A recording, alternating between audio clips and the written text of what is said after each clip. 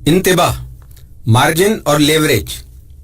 Trading currencies पर margin की सहूलत आपको इजाजत देती है कि आप अपनी खरीदने की ताकत में इजाफा करें।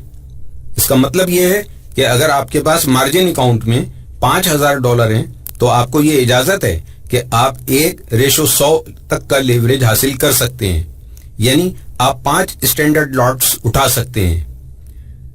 इस कुव्वत खरीद की वजह से आप अपने सरमाए पर बहुत ज्यादा नफा हासिल कर सकते हैं, लेकिन आपको मुहतात रहना चाहिए क्योंकि मार्जिन पर ट्रेडिंग आपके नफे और नुकसान दोनों को बहुत ज्यादा बढ़ा देती है। Margin call. सब ट्रेडर्स मार्जिन कॉल से खौफ खाते हैं।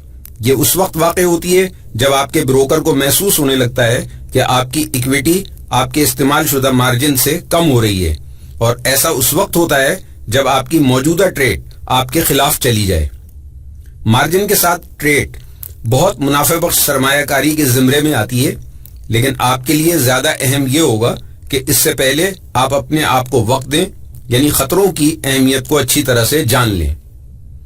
अगर आपने अच्छी तरह से समझ लिया है कि मार्जिन अकाउंट किस तरह काम करता है और आपने मार्जिन का वो मुआहदा भी अच्छी तरह पढ़ लिया है जो आपके और ब्रोकर के दरमियान हुआ था, अगर उस मुआहदे की कोई चीज आपकी समझ में नहीं आ रही तो आप उसकी वजाहत अपने ब्रोकर से मांग सकते हैं।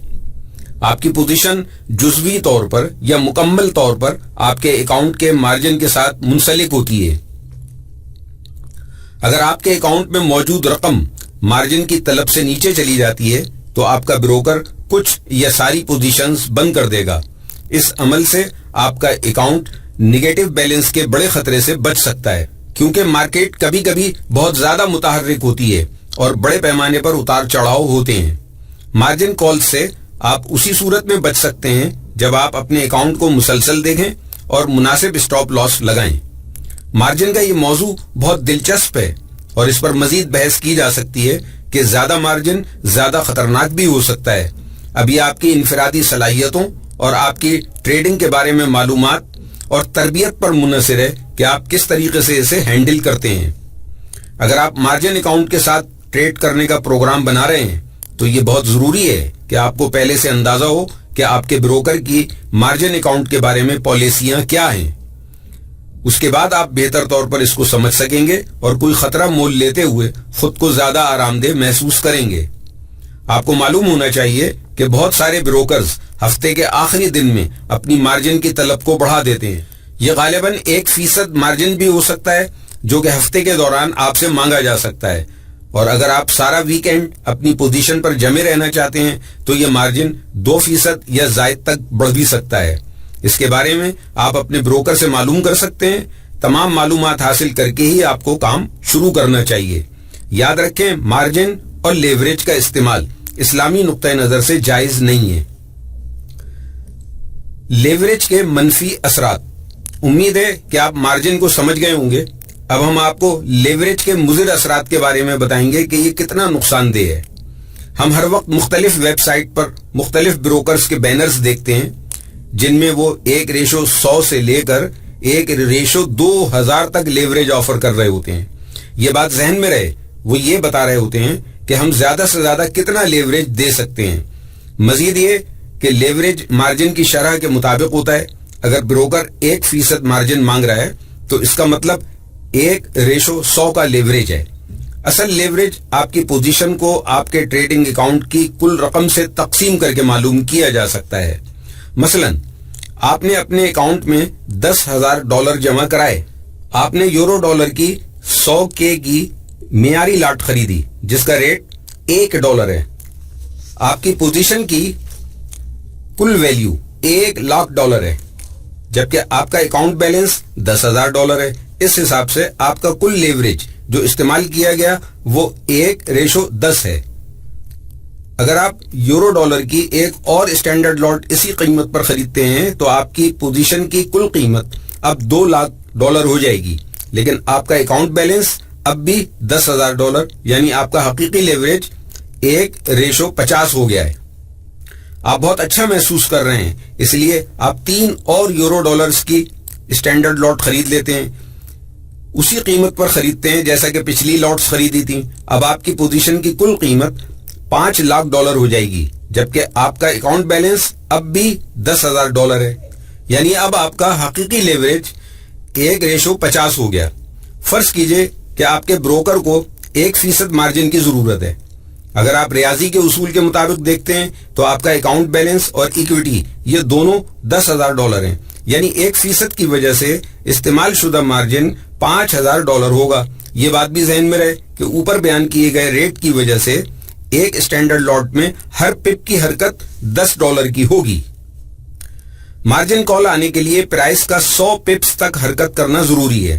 اس کو نکالنے کے لیے آپ اپنے قابل استعمال مارجن $5,000 کو ایک پپ کی قدر 50 پپ ڈالر سے تقسیم کریں گے تو حاصل 100 پپس ہوں گے. یورو ڈالر کی پرائس اگر $1 سے 0.990 تک حرکت کرے گی، یعنی پرائس میں 1% تبدیلی ہوئی، تو مارجن کال کے بعد آپ کا اکاؤنٹ بیلنس $5,000، آپ نے $5,000 نقصان کیا یا 50% اور پرائس نے صرف 1% حرکت کی تھی. آئیں اس کو ایک اور زاویے سے دیکھتے ہیں. آپ نے اپنے اکاؤنٹ میں $10,000 کے بجائے $1,00,000 جمع کرائے. آپ نے یورو ڈالر کی ایک اسٹینڈرڈ لاٹ خریدی جس کی قیمت $1 ہے. آپ کی پوزیشن کی کل رقم $1,00,000 ہے اور آپ کا اکاؤنٹ بیلنس بھی $1,00,000 ہے. آپ کا حقیقی لیوریج اس حساب سے 1:1 بنتا ہے. دیکھیے کہ آپ کے اکاؤنٹ میں یہ سب کچھ کس طرح دکھے گا. اس مثال میں مارجن کال آنے کے لیے پرائس کو 9,900 پپس تک حرکت کرنا پڑے گی. یعنی یورو ڈالر کی قیمت $1 سے 0.010 تک حرکت کرے گی. یہ 99% پرائس کی تبدیلی یا بنیادی طور پر 100% پرائس کی تبدیلی کہلائے گی. ایک اور مثال فرض کریں، آپ نے 19 مزید اسٹینڈرڈ لاٹس خریدی ایک بار پھر اسی ریٹ میں جیسا کہ پچھلی ٹریڈ خریدی تھی، تو آپ کی پوزیشن کی کل قیمت $20,00,000 ہے اور آپ کا اکاؤنٹ بیلنس $1,00,000 ہے. اس طرح آپ کا حقیقی لیوریج 1:20 ہوگا. مارجن کال ریسیو کرنے کے لیے پرائس کو 400 پپ تک موو کرنا پڑے گا. اس کا مطلب یہ ہے کہ یورو ڈالر کے ساتھ پرائس $1 سے 0.96 تک حرکت کرے گا. اس طرح پرائس کی تبدیلی 4% ہوگی. اس کے بعد آپ کا اکاؤنٹ کچھ اس طرح دکھے گا. آپ کو $80,000 کا نقصان ہوا. آپ کے اکاؤنٹ سے 80% رقم کا صفایا ہو گیا ہے جبکہ پرائس نے صرف 4% کی حرکت دی. امید ہے کہ اب آپ لیوریج کے اثرات کے بارے میں جان چکے ہوں گے. یاد رکھیں، لیوریج پرائس کی حرکت کو بڑھا چڑھا کر بیان کرتا ہے. لیوریج کے متعلق مزید انکشافات. یہاں ایک چارٹ ہے. جب قیمتیں حرکت کرتی ہیں تو کس طرح آپ کا اکاؤنٹ تبدیل ہوتا ہے، اور یہ سب کچھ لیوریج کی بنیاد پر ہوتا ہے. مثلا آپ نے ڈالر ین خریدے اور یہ 1% اوپر گیا، یعنی 120 سے 121.20 تک. اگر آپ $100,000 کی ایک اسٹینڈرڈ لاٹ خریدتے ہیں تو پھر کس طرح لیوریج آپ کے اکاؤنٹ پر اثر ڈالے گا. مثلا آپ نے ڈالر ین خریدے اور یہ 1% نیچے چلا گیا، یعنی 120 سے 118.80 پر چلا گیا. اگر آپ ایک اسٹینڈرڈ لاٹ $100,000 پر ٹریڈ کرتے ہیں تو دیکھیں لیوریج کس طرح آپ کے اکاؤنٹ پر اثر ڈالے گا. آپ جتنا لیوریج استعمال کرتے ہیں اتنا ہی آپ کے لیے سانس لینے کی جگہ کم ہو جاتی ہے اور مارجن کال کے خطرات زیادہ ہو جاتے ہیں. آپ غالباً یہ سوچ رہے ہیں کہ میں ڈے ٹریڈر ہوں تو صرف 20-30 پپس کا اسٹاپ لاس استعمال کروں گا. آئیں آپ کو بتائیں ایسی صورت میں کیا ہوگا. پہلی مثال، آپ $500 کے ساتھ ایک منی اکاؤنٹ کھلواتے ہیں جس میں $10,000 کی منی لاٹ کے ساتھ ٹریڈ کی جاتی ہے. اس میں آپ کو صرف 0.5% مارجن کی ضرورت ہے. آپ یورو ڈالر کی صرف 2 منی لاٹس خریدتے ہیں. آپ کا حقیقی لیوریج 1:40 ہے. آپ 30 پپس کا اسٹاپ لاس منتخب کرتے ہیں اور یہ آگے حرکت کرتا ہے. آپ کا لاس ہوگا $60، یعنی آپ نے اپنے اکاؤنٹ پر 12% لاس برداشت کیا. آپ کا اکاؤنٹ بیلنس اب ہے $440. آپ کو یقین ہے کہ آج کا دن آپ کے لیے بہت برا ہے. اگلے دن آپ بہت اچھا محسوس کر رہے ہیں اور اپنے کل کے نقصان کو فائدے میں بدلنا چاہتے ہیں. پھر آپ ڈبل اپ کا فیصلہ کرتے ہیں اور آپ یورو ڈالر کی 4 منی لاٹس خریدتے ہیں. آپ کا حقیقی لیوریج تقریباً 1:90 ہے. آپ اپنا اسٹاپ لاس 30 پپس پر سیٹ کرتے ہیں اور آپ ٹریڈ میں پھر نقصان اٹھاتے ہیں. آپ کا لاس $120 ہے. آپ کے اکاؤنٹ کو 27% کا نقصان ہوا. آپ کا اکاؤنٹ بیلنس اب $320 ہے.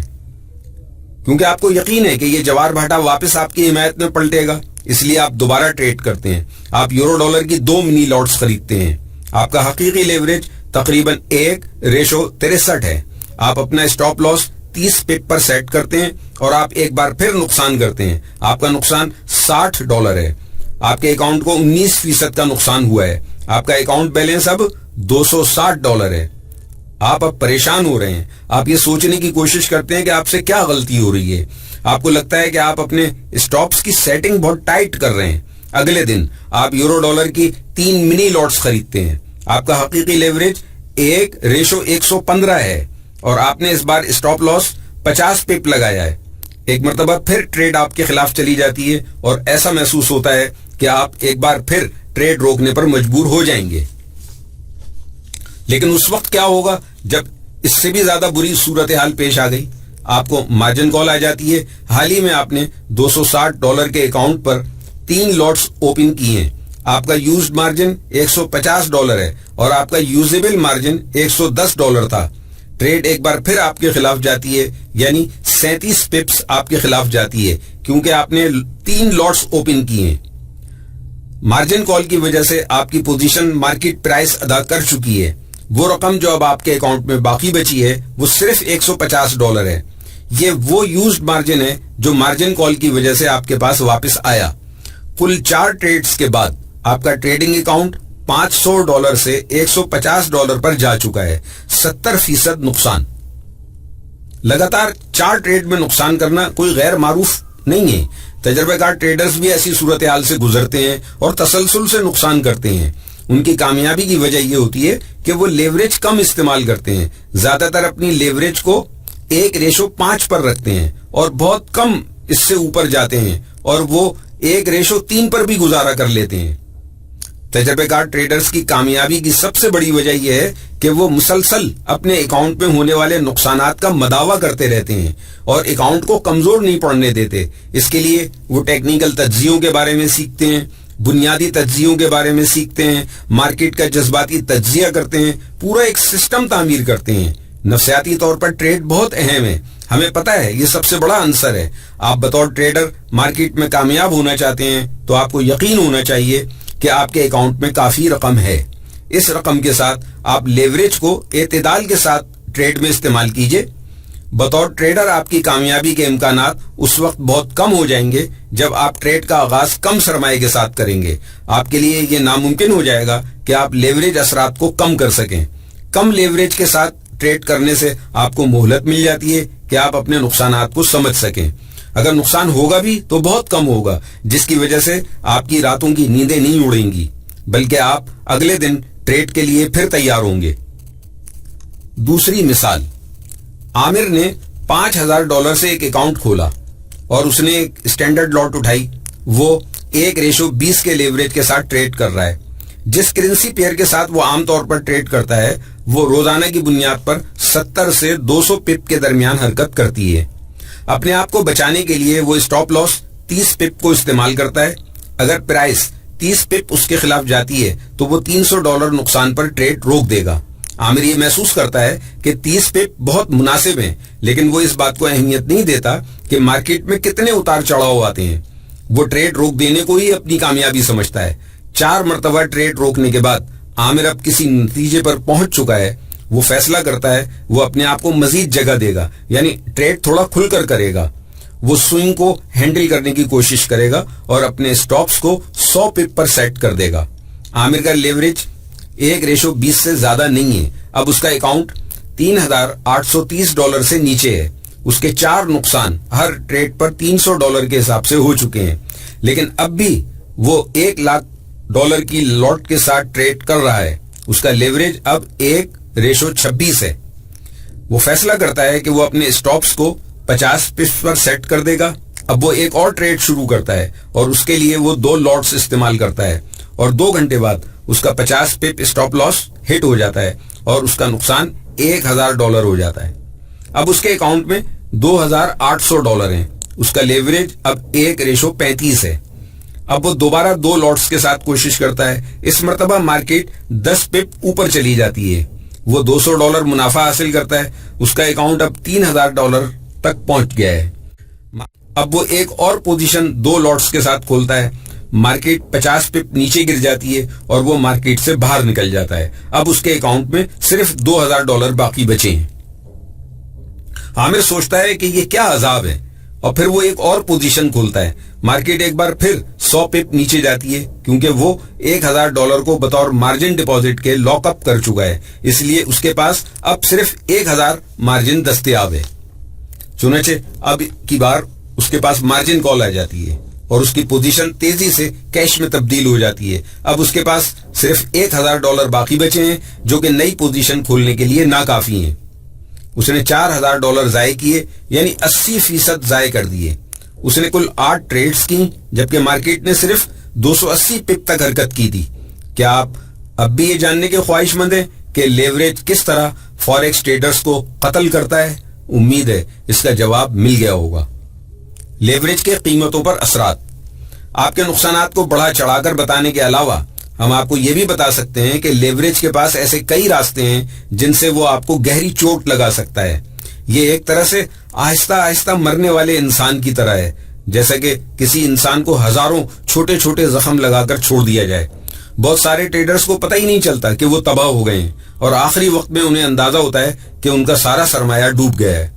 ये तबाहकुन कुव्वत जिसका हम जिक्र कर रहे हैं, ये आपकी सौदों की लागत के साथ जुड़ी हुई है और उस वक्त ये कुव्वत अपना जोर दिखाती है जब आप लेवरेज ज्यादा शरह से इस्तेमाल कर रहे होते हैं। लेवरेजेस आपको सिर्फ एक तरह से नुकसान नहीं पहुंचाते, बल्कि ये आपके सौदों पर लागत के बढ़ने की वजह से भी अजीम नुकसान का सबब बनते हैं। मसलन आपने $500 के साथ एक मिनी अकाउंट खोला है और आप ब्रिटिश पाउंड डॉलर के 10K डॉलर की लॉट खरीद लेते हैं, जिनका स्प्रेड तकरीबन 5 पिप बनता है। इस ट्रेड पर आपका हकीकी लेवरेज 1:100 है। इसको चेक कर लीजिए। आपने सिर्फ एक ट्रेड पर लागत की मद में $25 दे दिए हैं। सिर्फ एक ट्रेड के साथ ये आपके अकाउंट का 5% बनता है। मार्केट भी आपके साथ ताउन नहीं कर रही और आप 5% सरमाए से भी हाथ धो बैठे हैं। अगर आप इस ट्रेड में भी नुकसान कर देते हैं तो आपका बैलेंस मजीद कम हो जाएगा। बैलेंस मजीद कम हो जाने से आपका लेवरेज बढ़ता है, जिसके बाद सौदों पर लागत की मद में वो आपकी बकाया रकम भी हड़प कर जाता है। ये आहिस्ता रौ और खामोश कातिल है। याद रखें, लेवरेज आपके सरमाए का कातिल है।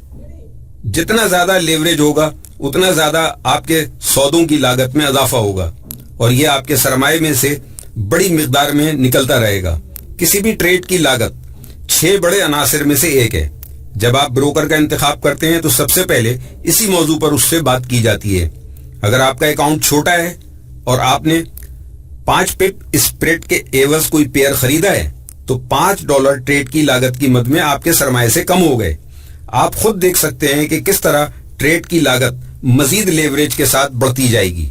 आपने देखा लेवरेज आपके नफा नुकसान को किस तरह बहुत बढ़ा देता है। इस तरह आपकी सौदों की लागत को भी बढ़ा देता है। लेवरेज का मतलब यह है कि कितनी दफा आपने अपने अकाउंट को लीवर किया। आपकी मालूमात के इजाफे के लिए बताते चलें कि लीवर का मतलब है बैरम। बैरम उस सलाख को कहते हैं जो बहुत ज्यादा वजन उठाती है और लेवरेज का मतलब है बैरमी कुव्वत, यानी हुसूल कुव्वत का जरिया या हुसूल मकसद का जरिया। लेवरेज को हल्का न लें। नए ट्रेडर्स माली नुकसान का बाइस बनने वाले लेवरेज को नजरअंदाज कर देते हैं, जिसके नतीजे में इनको नुकसान पहुंचता है। लेवरेज के बारे में आपको यह जानना चाहिए कि उसको कब इस्तेमाल करना है और कब नहीं करना। लेवरेज बहुत ताकतवर औजार है, लेकिन पुराने और नए ट्रेडर्स इसको अपने आप को तबाह करने के लिए इस्तेमाल करते हैं। इनका सारा सरमाया दांव पर लग जाता है क्योंकि वो उसकी तबाहकुन ताकत को अपने खिलाफ इस्तेमाल कर लेते हैं, इसलिए कि वो उसको कोई अहमियत ही नहीं देते और उसे बिल्कुल ही नजरअंदाज कर देते हैं। लेकिन गौर व फिक्र की बात यह है कि बहुत से ट्रेडर्स ऐसे भी हैं जो इसके जरिए काफी रकम भी कमाते हैं। उनके लिए इसका इस्तेमाल बहुत आसान है। लेवरेज की जायद शरह सबसे ज्यादा पसंदीदा अमल है। جی ہاں، فوریکس بروکر اس میں بہت دلچسپی رکھتے ہیں. ان کو معلوم ہے کہ ٹریڈرز لیوریج کا بے تحاشا استعمال کر کے بہت نقصان کر سکتے ہیں، لیکن وہ یہ بھی علم رکھتے ہیں کہ وہ خود بھی بھاری لیوریج کے باعث بڑا نقصان اٹھا سکتے ہیں. بروکر چاہتے ہیں کہ آپ ان کے ساتھ قلیل مدت کے لیے ٹریڈ کریں. یہ واحد راستہ ہے جس کے ذریعے وہ رقم کما سکتے ہیں. 1 یا 2 پپ ان کے لیے بڑی اہمیت کے حامل ہوتے ہیں. جتنا زیادہ آپ ٹریڈ کرتے ہیں اتنا زیادہ آپ کا بروکر اسپریڈ بناتا ہے. اس میں ان کا بڑا فائدہ ہے. حالانکہ وہ آپ سے یہ بھی کہتے ہیں کہ پورے دن کے بجائے آپ اپنی ٹریڈ کو اگر لانگر کرنا چاہتے ہیں تو کر لیں. اگر آپ کامیابی حاصل کرنا چاہتے ہیں تو سب سے پہلے یہ سیکھ لیں کہ کس طرح آپ بغیر لیوریج کے منافع بخش ٹریڈ کر سکتے ہیں. اپنے سرمایہ کو محفوظ رکھنے کے لیے ہمیشہ بچ بچا کر ٹریڈ کریں. جب آپ نقصان کے بجائے فائدے حاصل کر رہے ہیں تو لیوریج کے ہتھیار کو نکالنے کی کیا ضرورت ہے؟ یاد رکھیں، اس خفیہ ہتھیار کو استعمال کرنے سے بڑے پیمانے پر تباہی ہو سکتی ہے. اس لیے خدارا اپنے آپ کو تباہ مت کیجیے. نقصان اٹھانے والے ٹریڈرز یا آپ کے بروکرز آپ کی ٹریڈ کی مخالف سمت کا انتخاب کرتے ہیں. فوریکس ٹریڈ کو ایک ملازمت کی حیثیت سے دیکھنا چاہیے یا اسے ایک کاروبار سمجھنا چاہیے. یہ کبھی مت سوچئے کہ صرف بروکرز کی وجہ سے آپ کو لیوریج کے بے تحاشا استعمال کا موقع ملا ہے اور آپ اپنے تھوڑے سرمایہ کے ساتھ بہت جلدی اور بہت تیزی سے رقم کما کر امیر بن سکتے ہیں. کرنسی مارکیٹ تک رسائی حاصل کیجئے مگر عزت کے ساتھ. اپنی توقعات کو حقیقت پسندی کی نگاہ سے دیکھیے اور ہمیشہ اپنے آپ کو زیادہ سے زیادہ سیکھنے کی طرف مائل کرتے رہیے. اگر آپ ایسا نہیں کریں گے تو بہت جلد آپ بطور ٹریڈر ناکام ہو جائیں گے. اس سے قبل بھی آپ کے علم میں لایا جا چکا ہے کہ اسلامی نقطۂ نظر کے تحت لیوریج کے ذریعے تجارت حرام ہے. اس لیے لیوریج کے استعمال سے گریز کریں. اب وہ ایک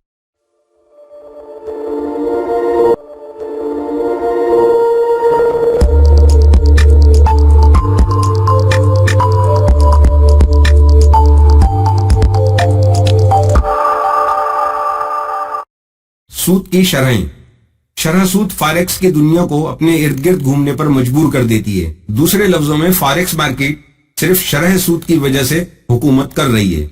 کرنسیز کے انٹرسٹ ریٹ کے فیصلہ کرنے کی سب سے بڑی وجہ ہے کہ کسی بھی کرنسی کی ویلیو کیا ہے. یہ جاننا کہ کسی ملک کا سینٹرل بینک اپنی مانیٹری پالیسی کس طرح سے سیٹ کرتا ہے، اس پر غور کرنا دماغ کو خراب کرنے کے لیے کافی ہے. کسی ملک کے سینٹرل بینک کے انٹرسٹ ریٹ پر اثر ڈالنے والے 2 عناصر قیمتوں کا استحکام اور افراط زر ہیں. آپ نے اپنے بزرگوں کو یہ کہتے ہوئے ضرور سنا ہوگا کہ ہمارے زمانے میں بکرے کا 1 کلو گوشت 2-4 روپوں کا آتا تھا، لیکن آج ہم لوگ 600 روپے دیتے ہیں. اسی چیز کو افراط زر انفلیشن کہتے ہیں.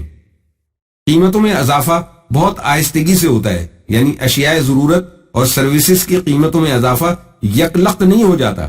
یہ عام طور پر مانا جاتا ہے کہ جدید افراط زر معاشی ترقی کے ساتھ ہی آتی ہے، تاہم بہت زیادہ افراط زر معیشت کو نقصان بھی پہنچا سکتا ہے.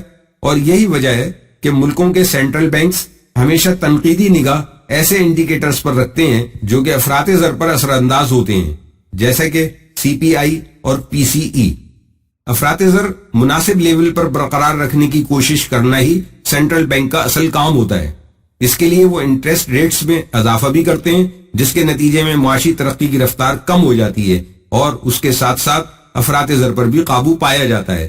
ایسی صورتحال میں جب انٹرسٹ ریٹ زیادہ ہو تو بزنس مین قرضہ کم لیتے ہیں اور بچت زیادہ کرنے لگتے ہیں. اس وجہ سے معاشی ترقی پر ضرب لگتی ہے، قرض لینا مہنگا ہو جاتا ہے جبکہ نقدی کو بینک میں جمع کرانا فائدہ مند ہو جاتا ہے.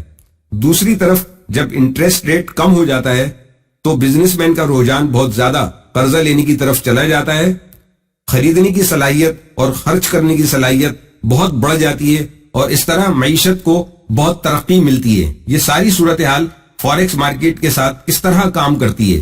کرنسیز انٹرسٹ ریٹس پر بھروسہ کرتی ہیں کیونکہ یہ گلوبل سرمایہ کے پھیلاؤ کی ملک کے اندر اور باہر رہنمائی کرتی ہیں. یہی وہ صورتحال ہوتی ہے جس کی وجہ سے سرمایہ کار یہ سمجھنے کی کوشش کرتے ہیں کہ انہیں اس ملک میں پیسہ لگانا چاہیے یا کوئی اور جگہ ڈھونڈنی چاہیے جہاں وہ سرمایہ کاری کر سکیں.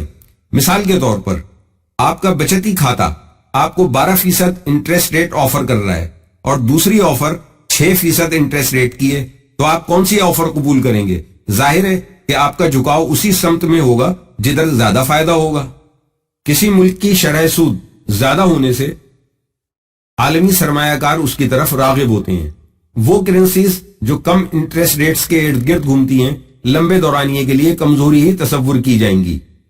سب سے اہم نقطہ یہ ہے کہ کسی ملک کی مقامی شرح سود عالمی سرمایہ کاروں پر براہ راست اثر ڈالتی ہے۔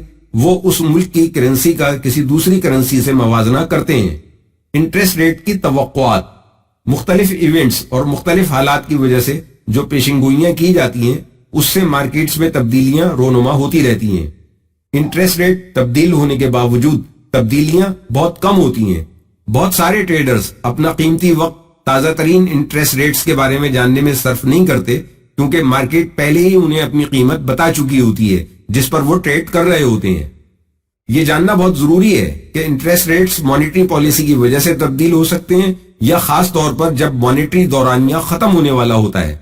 وقت کے ساتھ ساتھ اگر انٹرسٹ ریٹ کم ہوتے جا رہے ہیں تو یہ بالکل ناگزیر ہے کہ اب کوئی بالکل اس کے الٹ واقعہ رونما ہوگا اور انٹرسٹ ریٹس بڑھ جائیں گے، اور آپ اس سلسلے میں بھی افواہیں پھیلانے والوں کا جائزہ لے سکتے ہیں کہ تبدیلی کتنی ہوگی اور کس وقت ہوگی۔ جوں جوں انٹرسٹ ریٹ میں تبدیلی نزدیک آتی جائے گی، مومنٹم میں اضافہ ہوتا چلا جائے گا۔ انٹرسٹ ریٹ کے اندر تبدیلیاں مانیٹری پالیسی کے تحت بتدریج واقع ہوتی ہیں، مگر مارکیٹ کا رویہ صرف ایک رپورٹ کے آنے سے یکسر تبدیل ہو سکتا ہے، اس لیے احتیاط سے کام لینے کی ضرورت ہے۔ Interest rate differential, forex traders ایک کرنسی کے انٹرسٹ ریٹس کا دوسری کرنسی کے انٹرسٹ ریٹ سے موازنہ کرتے ہیں۔ یہ دراصل ایک ابتدائی نقطہ ہوتا ہے جس سے ٹریڈرز یہ اندازہ لگاتے ہیں کہ کون سی کرنسی مضبوط ہے اور کون سی کمزور ہے۔ دو مختلف کرنسیز کے درمیان انٹرسٹ ریٹ کا فرق انٹرسٹ ریٹ ڈفرینشل کہلاتا ہے۔ یہ ایک مرکزی ویلیو ہے جس پر نظر رکھنا ضروری ہے۔ یہ چیز کرنسیز کی صورتحال سمجھنے میں مددگار ہوتی ہے کہ یہ کبھی بھی واضح نہیں ہوتی، اس کا صرف اندازہ لگایا جا سکتا ہے۔ انٹرسٹ ریٹس کے درمیان فرق جب بڑھتا ہے تو یہ ہائر یلڈنگ کرنسی کی طاقت بڑھانے میں مدد کرتا ہے، جبکہ کم فرق لوور یلڈنگ کرنسی کے لیے بہت مثبت ہے۔ یہاں پر بہت ساری مثالیں دی جا سکتی ہیں کہ دو کرنسیز کے درمیان شرح سود کس طرح مخالف سمت میں چلی جاتی ہے، جس کے نتیجے میں ایک بہت بڑی تبدیلی کی صورتحال پیدا ہو جاتی ہے۔ معمولی شرح سود، جب لوگ شرح سود کے بارے میں بات کرتے ہیں تو وہ معمولی شرح سود مؤثر انٹرسٹ ریٹ کا حوالہ دیتے ہیں۔ معمولی شرح سود کبھی بھی آپ کو پوری کہانی نہیں سناتے۔ معمولی شرح سود افراط زر کو نکالنے سے پہلے والی شرح سود کو کہتے ہیں۔ افراط زر نفی معمولی شرح سود برابر ہے مؤثر شرح سود کے۔ معمولی شرح سود عام طور پر بنیادی شرح سود کے طور پر بھی جانے جاتے ہیں۔ مارکیٹس اس پر توجہ نہیں کرتی بلکہ وہ مؤثر شرح سود پر زیادہ توجہ دیتی ہیں۔ اگر آپ کے پاس کسی ملک کا بانڈ ہے اور آپ 6% تک نومینل ییلڈ رکھتے ہیں جبکہ افراط زر 5% ہے، یعنی اینول ریٹ 5% ہے، تو بانڈ کا حقیقی ییلڈ ریٹ 1% ہوگا۔ مالیاتی پالیسی، جیسا کہ ہم نے شروع میں ذکر کیا تھا کہ حکومتیں اور ان کے نمائندے اور سینٹرل بینکس مانیٹری پالیسی وضع کرتے ہیں اور ان کا مقصد معاشی مقاصد کو ہر حال میں پورا کرنا ہوتا ہے۔ سینٹرل بینکس اور مانیٹری پالیسی ایک ساتھ کام کرتی ہیں، چنانچہ آپ ان میں سے کسی ایک کے بارے میں کوئی رائے نہیں دے سکتے جب تک کہ آپ دوسرے کو نہ دیکھ لیں۔ یعنی اگر سینٹرل بینکس کے بارے میں آپ کوئی بات کر رہے ہیں تو مانیٹری پالیسی کو بھی ذہن میں رکھیں۔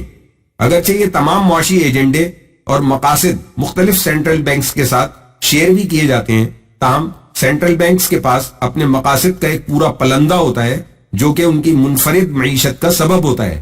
مانیٹری پالیسی ہی پرائس کی مضبوطی کی تشہیر کرتی ہے اور اس کو برقرار بھی رکھتی ہے۔ معاشی نشو و نما کی ذمہ داری بھی اسی پر ہے۔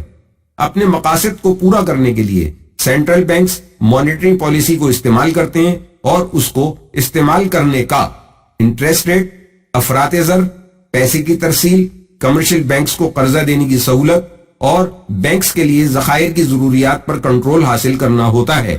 مانیٹری پالیسی کی اقسام، مانیٹری پالیسی کو مختلف طریقوں سے سمجھا جا سکتا ہے اور اس کا حوالہ دیا جا سکتا ہے۔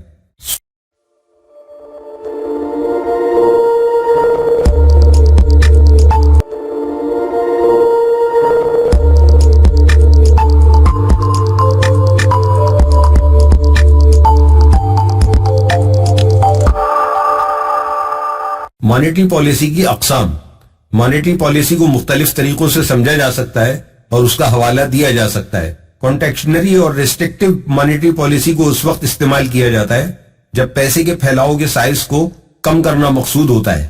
شرح سود میں اضافے کے لیے بھی مانیٹری پالیسی اپنا کام کرتی ہے.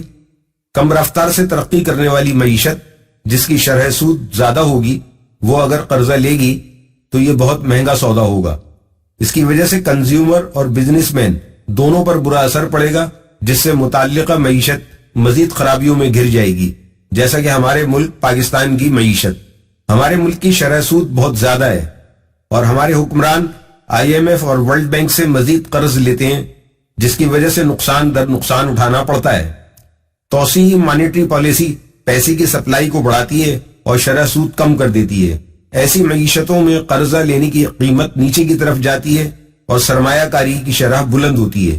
ایکوموڈیٹو مانیٹری پالیسی کا مقصد یہ ہوتا ہے کہ شرح سود کو کم کر کے ایک بہتر معاشی طاقت بننے کا مقصد حاصل کیا جائے، جبکہ ٹائٹ مانیٹری پالیسی افراط زر کم کرنے کے لیے استعمال کی جاتی ہے تاکہ معاشی ترقی کو اپنے قابو میں رکھا جائے اور ساتھ ہی شرح سود میں بھی اضافہ کیا جا سکے. عام طور پر سینٹرل بینکس کے ذہن میں افراط زر کا ہدف 2% تک ہوتا ہے. یہ لوگ جانتے ہیں کہ تھوڑا بہت افراط زر بہت اچھی چیز ہے، لیکن افراط زر اگر قابو سے باہر ہو جائے تو لوگوں کا اعتماد اس ملک کی معیشت پر ختم ہو سکتا ہے. اپنی نوکری اور سرمایہ کے بارے میں وہ تحفظات کا شکار ہو سکتے ہیں. افراط زر کو ایک حد پر قائم رکھنے کے لیے سینٹرل بینکس مارکیٹ میں موجود بڑے سرمایہ کاروں کی مدد کرتے ہیں اور ان سے افراط زر کے بارے میں مشورے طلب کرتے ہیں. اب ذرا ایک نظر اس مثال کو دیکھ لیجئے.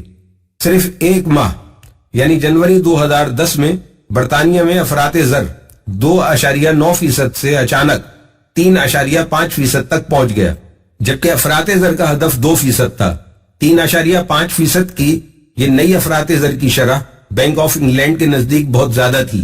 اس وقت بینک آف انگلینڈ کے گورنر میروین کنگ نے اس سلسلے میں متعلقہ لوگوں سے رپورٹ منگوائی جس میں ان عارضی عناصر کے بارے میں وضاحت سے بتایا گیا تھا جو اس افراط زر کی شرح میں تبدیلی کی وجہ بن گئے تھے. اس کے بعد حالیہ افراط زر کو دیکھیں تو یہ نیچے آ گیا ہے اور یہ ستمبر 2013 کے ڈیٹا کے مطابق 2.7% تک ہو گیا ہے، کیونکہ اس سلسلے میں بینک آف انگلینڈ نے سنجیدگی سے ایکشن لیا تھا. اس سلسلے میں بینک آف انگلینڈ نے کیا بیانات دیے اور کس کی وجہ سے یہ سب بہتر ہوا، ہمارا مقصد اس بحث میں الجھنا نہیں ہے. ہم صرف یہ بتانا چاہتے ہیں کہ سینٹرل بینکس شرح سود کے اہداف کے سلسلے میں جو کچھ کرتے ہیں اسے جاننے کے لیے مارکیٹ ایک بہترین جگہ ہے. ٹریڈرز اور سینٹرل بینکس استحکام چاہتے ہیں اور یہ جانتے ہیں کہ افراط زر کے اہداف ہر جگہ موجود ہوتے ہیں. ٹریڈرز یہ جانتے ہیں کہ سینٹرل بینک کے اقدامات کی پشت پر کیا مقاصد ہیں. مانیٹری پالیسی کی تبدیلی. مانیٹری پالیسیز کبھی ڈرامائی انداز میں تبدیلی کی وجہ نہیں بنتی. عام طور پر قیمتوں میں معمولی اضافہ ہی ہوتا ہے اور یہ اضافی قدم ضرورت کے مطابق ہی اٹھایا جاتا ہے، کیونکہ سینٹرل بینکس کے ہاتھوں میں ایک اضطرابی کیفیت ہوتی ہے. اگر انٹریسٹ ریٹ انقلابی انداز میں تبدیل ہوتے ہیں تو وہ فوری ایکشن لیتے ہیں. یکلخت اگر بہت زیادہ تبدیلی کر دی جائے تو اس سے صرف ایک انفرادی ٹریڈر ہی متاثر نہیں ہوگا بلکہ پوری معیشت پر اس کا اثر پڑے گا. یہی وجہ ہے کہ عام طور پر انٹریسٹ ریٹ میں تبدیلی ایک وقت میں 0.25% سے 1% تک ہی ہوتی ہے. یاد رکھیں کہ سینٹرل بینکس استحکام چاہتے ہیں، وہ کسی کو صدمہ دینا نہیں چاہتے. استحکام کو قائم رکھنا آسان کام نہیں ہے، اس کے لیے وقت کی ضرورت ہوتی ہے تاکہ شرح سود کے سلسلے میں مختلف تبدیلیاں کی جا سکیں. یہ صورتحال کئی مہینوں یا کئی سالوں بعد ہی پیدا ہوتی ہے. مانیٹری پالیسی کی اقسام. ان ٹریڈرز کی طرح جو ڈیٹا اکٹھا کرتے ہیں اسے پڑھتے ہیں تاکہ وہ اپنے آپ کو اگلی موو کے لیے تیار کر سکیں. سینٹرل بینکس بھی اس سے ملتی جلتی نوکری کرتے ہیں، لیکن فرق صرف یہ ہوتا ہے کہ ان کی فیصلہ سازی کا دائرہ بہت بڑا ہوتا ہے. وہ سارے ملک کی معیشت کو دیکھ رہے ہوتے ہیں، جبکہ ٹریڈر صرف اپنی ٹریڈ کو دیکھ رہا ہوتا ہے. شرح سود بڑھ سکتی ہے، جیسے بریکس پر دباؤ ختم کیا جائے تو گاڑی دوڑتی ہے، جبکہ شرح سود کم بھی ہوتی ہے جیسے ایکسیلیٹر کو دبایا جائے. لیکن یہ بات ذہن میں رکھنی چاہیے کہ کنزیومر اور بزنس مین اس طرح کی صورتحال میں بہت آہستگی سے اپنا رد عمل دیتے ہیں. مانیٹری پالیسی تبدیل ہونے کے بعد ان کا حقیقی اثر معیشت پر 1 یا 2 سال میں پڑتا ہے. جیسا کہ ہم کو معلوم ہے کہ شرح سود کی تبدیلی کی وجہ سے کرنسی کی قیمتوں میں تبدیلی رونما ہوتی ہے، اور ہم یہ بھی جانتے ہیں کہ شرح سود یقینی طور پر سینٹرل بینک کی وجہ سے متاثر ہوتی ہے، چونکہ وہ ملکی معیشت اور پرائس کی مضبوطی کے لیے بذریعہ مانیٹری پالیسی ایسا کرتا ہے۔ سینٹرل بینکس میں دیگر بزنس کی طرح ایک صدر یا پھر ایک چیئرمین بھی ہوتا ہے جو کہ سینٹرل بینک کی آواز اور اس ادارے کے سربراہ کا کردار ادا کرتا ہے۔ سینٹرل بینکس کے ماہرین پر نظر رکھنا کہ وہ کیا کہہ رہے ہیں ایک عقل مندانہ فیصلہ ہے۔ ہاں، یہ بہت اہم ہے کہ آپ جان لیں کہ سڑک سے آپ کی طرف کیا چیز آ رہی ہے، مانیٹری پالیسی میں کیا تبدیلیاں رونما ہونے جا رہی ہیں۔ آپ خوش قسمت ہیں کہ سینٹرل بینکس مارکیٹ کے ساتھ رابطہ رکھنے میں بہت شاندار ہیں۔ آیا کہ آپ حقیقی طور پر سمجھ رہے ہیں کہ وہ کیا کر رہے ہیں، لیکن ان باتوں کے پیچھے کہانی کچھ اور ہی ہوتی ہے۔ حقیقی تقریر شروع ہونے سے پہلے معاشی کیلنڈر کی تیاری اچھی چیز ہے، جیسا کہ یہ سچ ہے کہ سینٹرل بینک کا چیئرمین وہ واحد آدمی نہیں ہوتا جو مانیٹری پالیسی کے بارے میں سارے فیصلے کرتا ہے، یا کسی ملک کی معیشت کے بارے میں وہی سب کچھ کرتا ہے، لیکن وہ کیا کہتا ہے اسے نظر انداز نہیں کیا جا سکتا، کیونکہ اس کی باتیں بڑی اہمیت کی حامل ہوتی ہیں۔ سینٹرل بینک کے سارے آفیشلز ایک جیسی حیثیت نہیں رکھتے۔ سینٹرل بینک کی تقاریر مارکیٹ کے ریسپانس کو ابھارنے کا ایک راستہ ہے، چنانچہ آپ ان اعلانات کے بعد مارکیٹ میں تیزی کا رجحان دیکھتے ہیں۔ تقاریر میں بہت کچھ ہو سکتا ہے، جیسے کہ شرح سود میں کمی یا اضافہ، معاشی ترقی کے بارے میں اندازے اور ظاہری چیزوں کو بیان کیا جانا۔ مانیٹری پالیسی کے اعلانات حال اور مستقبل کے بارے میں تبدیلیوں کی نشاندہی کرتے ہیں، لیکن مایوس ہونے کی ضرورت نہیں اگر آپ کوئی لائیو ایونٹ نہیں دیکھ سکتے، کیونکہ جب بھی کوئی اعلان ہواؤں کے دوش پر ہوتا ہوا ٹریڈ مارکیٹ میں پہنچتا ہے تو نیوز ایجنسیز یہ ساری معلومات پوری تفصیل کے ساتھ عوام کے لیے پیش کر دیتی ہیں۔ کرنسی کے تجزیہ نگار اور ٹریڈرز دونوں ان خبروں کو دیکھتے ہیں اور ان خبروں کو اپنے فائدے کے لیے ڈھالنے کی کوشش کرتے ہیں۔ ایسا کرتے ہوئے وہ بڑا خیال رکھتے ہیں، خاص طور پر جب شرح سود کی تبدیلی کا مسئلہ ہو یا معاشی ترقی کے بارے میں کوئی اطلاع ہو۔ جیسا کہ ہم کو معلوم ہے کہ مارکیٹ اثر انداز ہوتی ہے جب کسی قسم کی معاشی رپورٹ شائع ہوتی ہیں یا پھر انڈیکیٹرز کے کسی لیول پر مارکیٹ رد عمل دیتی ہے۔ اس سے کہیں زیادہ ٹریڈرز سینٹرل بینک کی ایکٹیویٹی اور شرح سود کی تبدیلی کی خبروں پر رد عمل دیتے ہیں، جو کہ مارکیٹ کی تازہ ترین توقعات کے مطابق یا خلاف ہوتی ہیں۔ یہ بہت آسان ہے کہ یہ سمجھا جا سکے کہ کس طرح مانیٹری پالیسی وقت کے ساتھ منظم ہوتی ہے، اور اس کی وجہ سینٹرل بینکس کی طرف سے مکمل شفافیت ہے۔ ہمیشہ یہ امکان رہتا ہے کہ سینٹرل بینکس اپنی پالیسی میں بڑی یا چھوٹی تبدیلی کسی بھی وقت کر سکتے ہیں، جو کہ توقعات کے خلاف بھی ہو سکتی ہے یا حق میں بھی ہو سکتی ہے۔ اس وقت جب مارکیٹ میں چڑھاؤ بہت زیادہ ہو تو اپنی اٹھائی ہوئی ٹریڈ کا ضرورت سے زیادہ خیال رکھنا چاہیے۔ سینٹرل بینک کے دو مختلف نظریات۔ ان ٹریڈرز کی طرح جو سینٹرل بینک میں دو مختلف نظریات کار فرما ہوتے ہیں، ایک گروہ یہ کہہ رہا ہوتا ہے کہ شرح سود کو بڑھا دیا جائے تاکہ افراط زر پر قابو پایا جا سکے، جبکہ دوسرا گروہ اس بات کی کوشش کرتا ہے کہ شرح سود کو کم کیا جائے تاکہ لوگوں کے اندر قوت خرید پیدا کی جا سکے، جس کی وجہ سے معاشی ترقی ہو سکے۔ یہ دونوں گروہ اپنے اپنے نظریات کے لیے دلائل دیتے ہیں، جس کا فیصلہ ملکی صورتحال کے مطابق سینٹرل بینک کی ایگزیکٹو کمیٹی کرتی ہے۔ تاہم اس صورتحال کے حقیقی رنگ اس وقت چمکتے ہیں جب مارکیٹ کی صورتحال میں کوئی بڑی تبدیلی واقع ہوتی ہے۔ طویل المیعاد مارکیٹ محرکات۔ بہت سی بنیادوں پر آپ کو کسی بھی میجر کرنسی کے لیے لمبے دورانی کی طاقت یا کمزوری کے بارے میں بتایا جا سکتا ہے۔ ہم نے یہاں پر چند موضوعات شامل کیے ہیں جو کہ آپ کے شوق کی تسکین کے لیے بہت اہم ہے۔ معاشی نمو کا منظرنامہ۔ معیشت کا منظرنامہ صارفین، تجار اور حکومت کے اشتراک سے بنتا ہے۔ جب صارف ایک مضبوط معیشت کا ادراک کر لیتے ہیں تو وہ اپنے آپ کو محفوظ سمجھنا شروع کر دیتے ہیں اور اس طرح وہ کھل کر اپنا پیسہ خرچ کرتے ہیں۔ اس صورتحال میں کمپنیز اپنی مصنوعات فروخت کر کے پیسہ کماتی ہیں، اس پیسے کو وہ خرچ بھی کرتی ہیں، اور یہ سارا عمل حکومت کے مضبوط ٹیکس کے نظام کی وجہ سے چل رہا ہوتا ہے۔ جب کمپنیاں پیسہ کماتی ہیں تو نوکریوں کے مزید مواقع نکلتے ہیں۔ اس طرح ان عوامل کا معیشت پر بہت مثبت اثر پڑتا ہے، جبکہ کمزور معیشت کی وجہ بھی عام طور پر صارف ہی ہوتے ہیں جو کہ خرچ نہیں کرتے، چونکہ کاروباری لوگ ایسی صورتحال میں کمائی نہیں کر پاتے تو وہ بھی خرچ نہیں کرتے۔ چنانچہ ان حالات میں صرف حکومت ہی وہ ادارہ ہوتا ہے جو خرچ کر رہا ہوتا ہے۔ اسی وجہ سے معیشت کا پہیہ رک جاتا ہے۔ ان عوامل کی وجہ سے مثبت یا منفی معیشت کا اثر کرنسی مارکیٹس پر براہ راست پڑتا ہے۔ سرمایہ کا بہاؤ، گلوبلائزیشن، ٹیکنالوجی کی ترقی اور انٹرنیٹ، ان سب نے مل کر کرنسی کے ساتھ سرمایہ کاری کو بہت آسان بنا دیا ہے۔ آپ دنیا میں کہیں بھی رہتے ہوں، بے شک آپ اپنے گھر میں موجود ہوں، آپ کو بس اپنے ماؤس پر چند کلکس کرنے کی ضرورت ہے، یا پھر آپ ایک فون کال کے ذریعے کام شروع کر سکتے ہیں۔ فیصلہ تو آپ نے کرنا ہے کہ آپ کو سرمایہ کاری کہاں کرنی ہے، new York, London, Tokyo stock exchange یا پھر کراچی اسٹاک ایکسچینج کے ساتھ ٹریڈ کرنی ہے، یا پھر امریکی ڈالرز، یورو، ین یا کسی اور کرنسی کے ساتھ فارکس مارکیٹ میں اپنا اکاؤنٹ کھولنا ہے۔ یہ سب کچھ ممکن ہے۔ سرمایہ کے بہاؤ کا اندازہ اس طرح لگایا جا سکتا ہے کہ سرمایہ کار ملک میں سرمایہ لگا رہے ہیں یا پھر ملک سے باہر لے کر جا رہے ہیں۔ اس کی وجہ سے معیشت کی ترقی کا اندازہ ہوتا ہے کہ کتنی سرمایہ کاری ملک میں ہوئی ہے۔ سینٹرل بینک میں دو مختلف نظریات کار فرما ہوتے۔ سب سے اہم چیز سرمایہ کا بہاؤ ہے، جو کہ مثبت بھی ہو سکتا ہے اور منفی بھی۔ اس پر آپ کو مسلسل نظر رکھنی چاہیے۔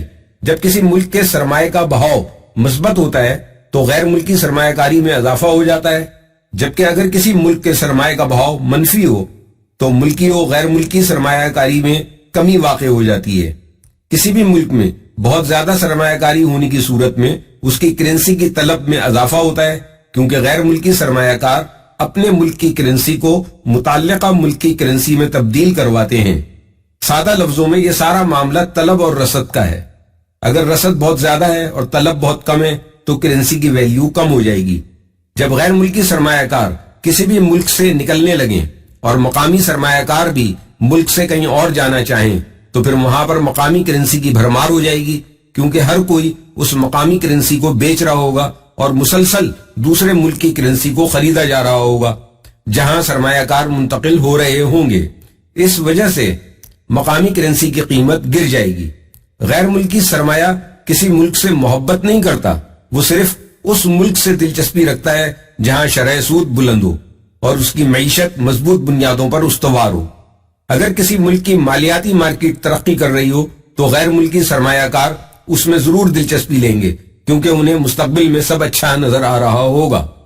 ایک تیزی سے ترقی کرتی ہوئی اسٹاک مارکیٹ، بلند شرح سود، کون ہے جو ان چیزوں سے محبت نہیں کرے گا؟ غیر ملکی سرمایہ کاری دھڑا دھڑ آئے گی اور پھر مقامی کرنسی کی طلب میں تیزی سے اضافہ ہوگا، اس وجہ سے اس کی قیمت بڑھ جائے گی۔ تجارتی توازن۔